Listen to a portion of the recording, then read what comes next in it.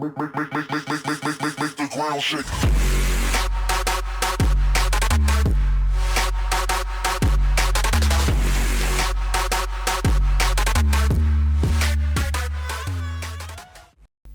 Hello everyone and welcome to the Lorraine 40T review, i.e. the tier 9 French medium tank. Now this was the original tier 9 French medium tank before the MX-30 was introduced into the game, and even though it has received a minor buff to its end time this last patch, it is still one of the worst tier 9 tanks in the game. At least to those that I have played in my World of Tanks career, so to say. Now this thing is big and it has no armor. If you look into the armor more detailedly, oh boy, 40mm at the most on the turret, on the hull, and 45 on the turret. 40mm means that you will get auto-penned by pretty much anything that has a caliber of 122 or 120 millimeters or more, and the turret at 45 isn't really that much better, which means that you will get penned by pretty much anything you will meet, because look at these angles. At the most it is 80 millimeters, and trust me, all tier 7 things have at least 80 millimeters of penetration. With such weak armor, HE is probably your biggest enemy. Artillery and derp guns and light tanks such as the T-49 are your biggest enemy, because the side profile, it's big, it's bulky, and it's pretty much unmissable. Just look at this. I mean, it is a 40mm, and when a T-49 comes at you, it will drop you for 1000 damage, and if he catches you on your reload, you won't be able to do anything. Plus the engine deck is, as you can see, very tasty a target for the artillery. So not just on the engine deck really, because your armor is so weak, if it hits you anything anywhere, you will get penned and take full damage, whether that is a tier 7 RT or a 10 RT. Now, comparing it to some other vehicles, you can see that the Lorraine will pretty much lack in every single way. DPM, it is worse than the tier 9 medium autoloaders. The penetration, while being better than the T-54E1, you both have to load gold for those heavily armored tanks, and when you load gold, the penetration difference isn't really that high. It's around 10 millimeters, so all of this is negated, whereas the Skoda T50 gets a PCR standard and it gets 310 millimeters of hit pen. The damage per shot is 300 on the Lorraine, 320 on the Skoda, and 390 on the T54E1, while the alpha damage on the T54E1 is alright. 394 a 105mm is alright. But I don't get this. The Skoda and the Lorraine have both 100mm guns. Why in the world does the Skoda have a 20 more alpha damage? Not only that, this thing has 6 shells in the magazine, which some might see it an advantage. I don't. I think that it is a disadvantage, because you do to compensate for it, you have a very long reload time. So not only does it have 6 shells, but the time between the shells, it is actually a second worse than the Skoda T50. The Skoda T50 can empty its clip in around 3.6 seconds, whereas you have to wait more than 11. That makes a huge difference to exposure, and the T54E1 is pretty alright at 2.22. The ammo capacity is probably its biggest advantage, which means that it has the potential to do a lot of damage, not that it will ever do it. The aim time, 2.4 seconds, it is pretty bad if I'm honest, but the T-54E1 gets worse, but then again, I did mention that the T-54E1's gun has more alpha damage, so this is a way to compensate for it. The accuracy, it is better than the T-54 but worse than the Skoda. The dispersion is slightly better than on the tank moving, it is slightly better than the rest, but it is on turret throwers it is a lot worse. As for after firing, it is again worse than the Skoda. The gun depression, even though they look all the same at 8 degrees, I feel that on this tank it is a lot harder to utilize it due to its size. Now, the mobility is probably the biggest ace of this tank's sleeve, because it is the fastest tier 9 in the game, I think. It has insane power to weight ratio, plus the soft stats are alright. The tank traverse is a weakness of only 34 degrees, but it is manageable. As I said, the armor is pretty weak, actually it is very weak. It is auto pen all around. The view range, same as on all three. The camera ratings surprisingly are better than the T-54E1, even though this is a bigger tank, but they are a lot worse than the Skoda T50. The radio range is worse, but nobody cares about that.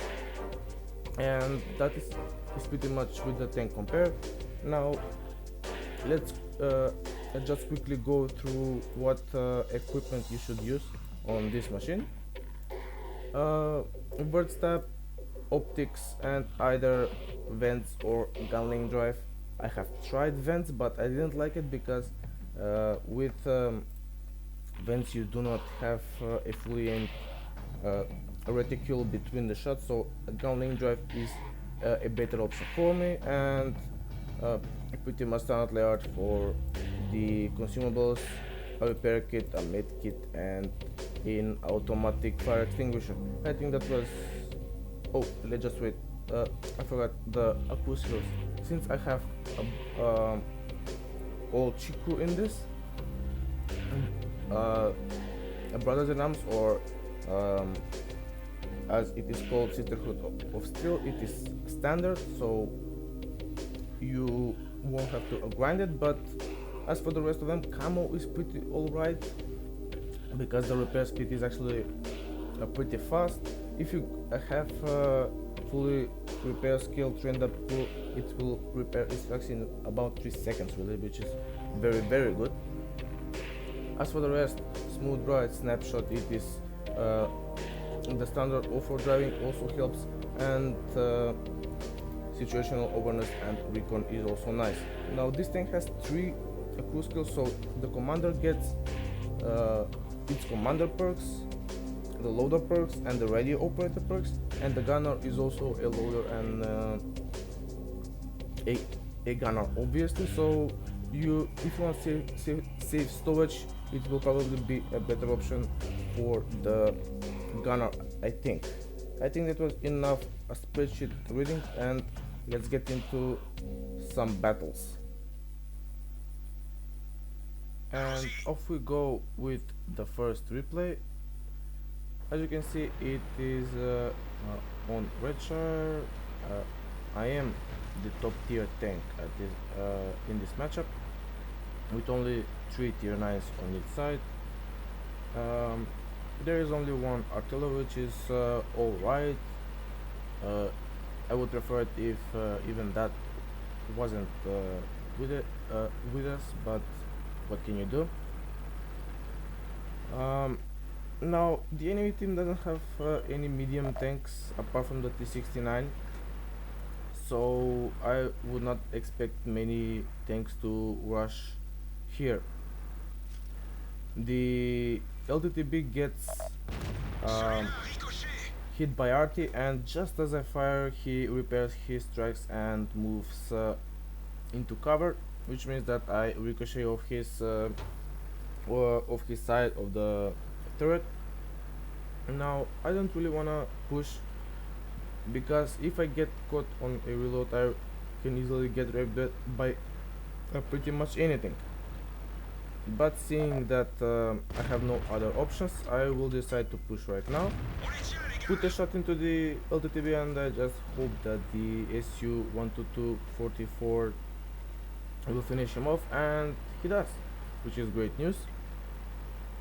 Now I do have 3 shells, and sometimes on this amount of shells you can go on a reload and you cannot. I did pull up on that ridgeline just to see if somebody was there, if I would spot somebody, but since I didn't, I went on the reload. Already halfway through, and this T10 and the KV5 are in the open, so I will try to put shots into them. Now I think that we will have to push here if we want to do any amounts of serious damage, because on the 9-0 line our team is getting overwhelmed at this point, and if we don't push here, I think that the game will be lost. The KV5 has such a bad view range that even I am pretty much unstoppable for him. Do put a shot into the Garmata, somehow pen, but I bounce his obvious weak spot because it got buffed. So 2 out of 4, 2 out of 5 even, and now I just decide that I will go for a reload and fall back a bit. As I said, this tank camo is so bad that even a KV5 managed to spot me after I fired. If I was in something like a T54, I highly doubt that he was going to be able to do that. I see that the FCM50T is making a run through the riverbed, and since he has now spotted the artillery and I am almost finished with the reload, I just fire and the RT is gone, which is great news. Now I will try to focus down this KV 5 and this T10 if possible. The T10 is a one-shot for me, and I roll just enough to kill him. The KV5 is in the open. Actually, he is in the open, but he is behind a house, and I won't be able to do anything to him. The Faraday is now in the open. Put 2 shots into him. I think that one panned, and I will fire my last one in the same general direction. I think that both of those shots panned. Luckily the FCM50T takes him out, which is a great news, and the KV5 manages to somehow miss me. Now the bad news is it's 8-8, and the advantage that they have is actually that they do not have the artillery, because the artillery doesn't really have that much hit points really. I do spot this KV5, somehow he doesn't spot me, and now you will see the very bad pan. I do put 1 shot into him, 2 shots, 3 shots, and I thought that some of these were not gonna pen. Yes, now look at this. 1 didn't pen, even though it was on the side of the KV5, and considering that the KV5 is only a tier 8, those shots should have been easily penetrable. Going on another reload, and I see that for some reason their heavies are pushing through the middle. Now I am going to use and abuse the mobility of my tank. Do see this conqueror in the open. He's a one shot for me. I reload and fire about now, and kill number 4 for me. Do spot this VK. He is presenting me his front. There is no way in hell I can penetrate that from this kind of an angle and distance, so I just decide to go for this. Black pins do get spotted. The VK luckily has the 105, not the um, not the 128 millimeter, and this is a drop moment for my driving. Now I do have only 4 shells left, and I decided to go for the reload because 4 shells aren't enough to take out the VK. Now at this moment he is isolated from his team, so reloading is the best option uh, because I want to 1v1 him and to take him out. Now those ninja kills on the Conqueror and the Black Prince are probably the reason that brought us the victory, but it is still not over because this VK is pretty much on full HP. I am fully loaded, but I do not want to waste shot now. He takes out my driver, and now that I have his sight, even APCR wasn't even needed. I do put 3 shots into him. And this is now the 4th, and the 5th finishes him off. And instantly go for another reload for the IR6 and the ONI. Luckily, the M4A1 Ravioli takes him out, and there is only an IR6 left. There is plenty of time for me to reload and take him out. I do type in chat FCM take a hit if possible, because I am a one shot for him and I'm easily penetrable by him. The FCM agrees to do so. He fires HE at the I6, but RTA shotguns him to death, and let's take a look into the post-battle results. So here are the post-battle results of that game. As you can see, I managed to pick up Ace Tanker, obviously combined with a lot of tokens. And from the Battle Hero medals, I managed to pick up Top Gun, Tank Sniper and High Caliber. If you look into the team score, you can see that we did finish top on damage with 5.2k damage, 6 kills and 1.3k base experience. And if you look into the detailed report, you can see that we did fire 26 shots, 23 hit and only 19 penetrated, which isn't really the best of news. We did, as I said, 5.2k damage, 2000 damage were from my sniping distance. We did receive 5 hits, 4 penetrations and 1 hit our tracks. It didn't even ricochet off the armor, which is impossible in this tank. And we did spot 2 enemy vehicles, damaged 8 and destroyed 6 with 1000 assistance damage. I think that this was enough for this battle, and let's take a look into the second one. So here is the second battle, and surprise surprise, it is again on red char, but the good news is that I am on the other side, and this time it is a heavy tier 10 and 9 game with 6 tier 10s on each side and the rest being tier 9s. So that means that I will have to play a lot more passive, and I would have to be a much bigger supporter role than the rest of the team, because as I said, we are in a tier 10 matchup, and what can you do really? Now this position is alright for a start of the matchup if your team manages to spot somebody, but sadly our team doesn't. The enemy Lorraine 42 gets spotted, but as soon as I get into a position to have a chance of hitting him, he pulls back. So I will just stay here and let the game develop. This T-54E1 gets spotted. I do put 1 shot into him. We'll try to put a second one, do penet, and the third one is pretty much a waste because he pulled back, but I just I just decided to take it.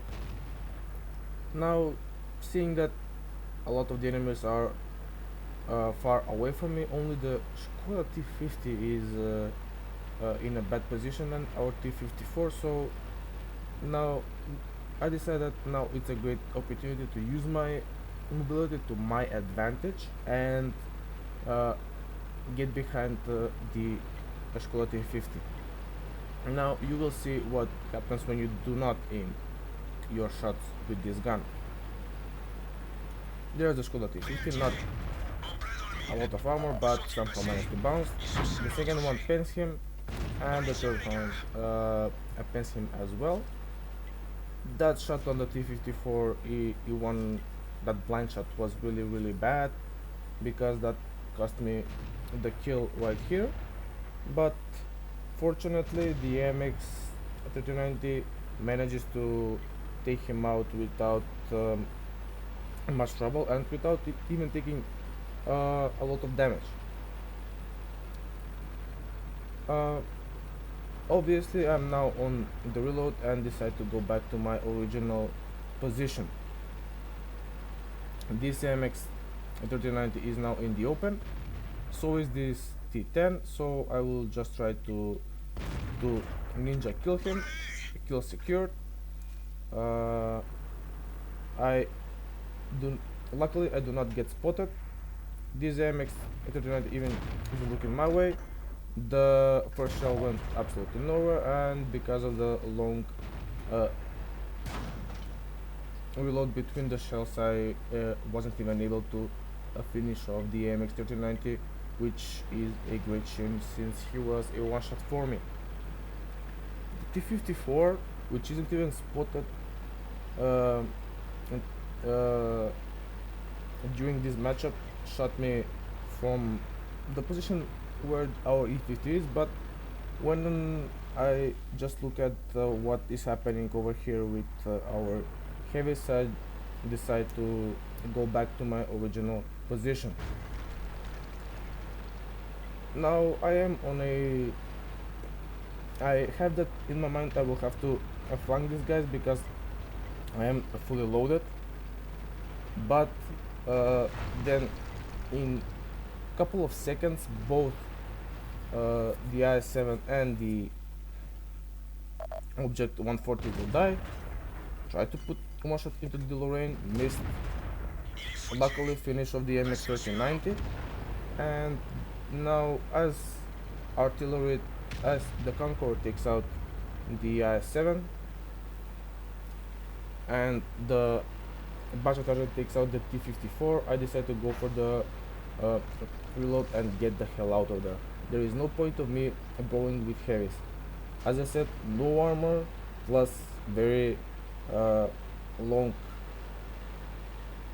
It takes a very long time to empty your magazine, so I'm best of just running away and trying to snipe them.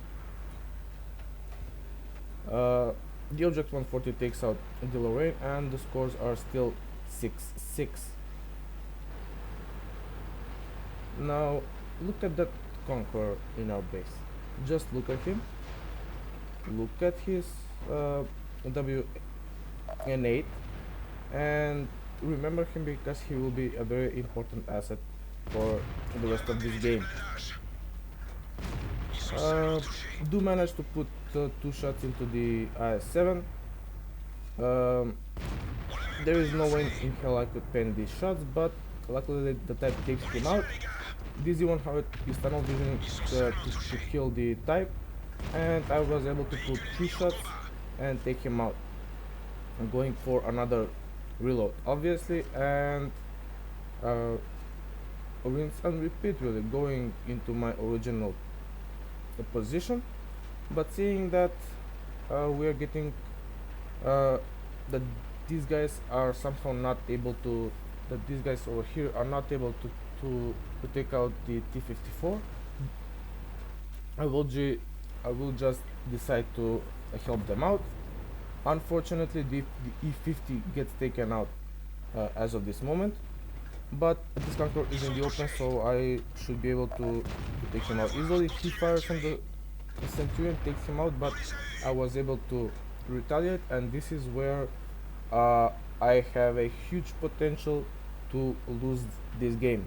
I have to pen all 3 shots to take out the T-54. Pen my first, bounce the second. Good job, very nicely done. And I now just think, holy shit, I screwed up this game. Uh, I have, I had no words for, for this really. Luckily, I managed to get out at 600 HP. Thanks to the T-54 having the stock gun, the one from the T-44. But I I still think that this game will probably be lost because they have a lot more tier 10s.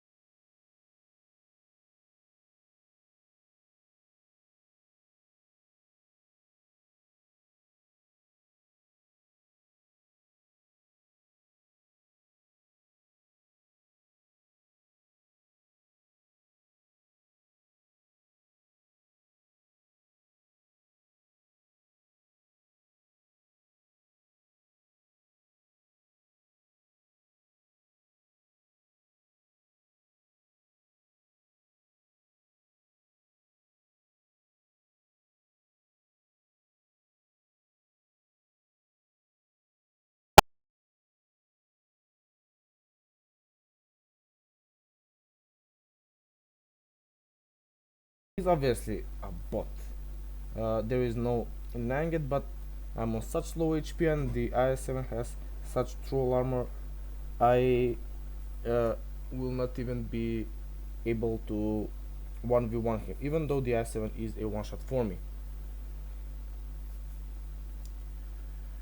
I will speed this up now because I do not want to waste anybody's time to watch this stalemate right here. And finally he decides to move somehow. I don't know how, but he decides to stop again. He thinks that if you follow the curvature of the road, you get 50% more speed or something. I don't know. So I just move up into a position where if he spots the S7, I will be able to support him. I could get fucked here if the S7 decided to move to ditch these ridgelines here, but I highly doubt it because after all he is a heavy. Even though he had the time, he didn't know he had the time. Now this S7, I thought that he was one shot, but as it turns out he didn't. He didn't even know that he got spotted from this side, and this is the rear of the IS-7 101 really. 2 shots, 3 shots bounced, 4 penetrates, he's a one shot for me, come on, and he pulls in the cover. I managed to bounce 3 shots in his ass basically. I was really frustrated on the RNG because it was trying everything to to lose us the game.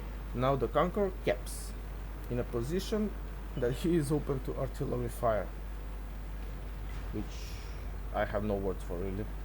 He will just now get annihilated, and I just have to bear down the I7 and take him out, take a hit. I know where he is exactly, so I can close the distance up to its optimal, to the absolute minimum, and have a greater chance of killing him. He did just kill the Conqueror. He still doesn't know where I am. Now he knows. I take him out, and at this point I go to Arctic cover because I did not want to get shotgun, and This is where I made the mistake. For some reason I listened to my T124, even though it made sense that the artillery would go from here to the previous position of the S7 to cover him up, but as it will turn out, he will go to this side here, and even the budget artillery won't be able to spot him. Anyway, getting back to the game, I tell my artillery to just cap, and I for some reason didn't go back as soon as he started capping. I wanted that or Radley Walters. It be, I don't know why. It might have seemed a bit greedy. Now that he is spotted, I just uh, hope that he will inflict some damage on him or take him out, and luckily he does. And GG, let's take a look into the post-battle results. So here are the post-battle results of that second game. As you can see, this was my first ace tanker in this vehicle. I managed to pick up also some tokens, and from the battle hero medals only a top gun. I think that I was 1 or 2 shots away from a high caliber as well. If I managed to pick up that artillery, I would have been able to get both the Radley Walters and the high caliber, but I am happy with this result. If you look into the team score, you can see that we did finish top on experience with 1469, 7 kills and 4.6k damage. Pretty alright output in all regards. Damage wise, it could have been slightly better, if I'm honest, if I saved some shots for the Skoda T50, but even as it stands, I'm pretty happy. 7 kills, certainly the most of our team, and 1.5 base experience, which was enough to get me this first ace. If you look into the detailed report, we can see that we did fire 30 shots, 26 hit and only 19 penetrated. From our 4.6k damage, 2000 were from a sniping distance. As previously, we did receive 5 hits, 4 penetrated and 1 bounced somehow, with 320 damage blocked by armor. That was probably a miracle, with 1.3k assistance damage. Anyway guys, this was my take on the Lorraine 40 ton. Being the worst, one of the worst tier 9 tanks in the game, I was certainly glad to be able to grind it most of the experience out with the times 2 event that the Wargaming EU put on the EU server, which meant that with every victory of the day you got twice the experience. It's a grind. I just hope that the batch at tier 10 will be a lot better than this, and that would be that. Hope you enjoyed this video, and bye for now.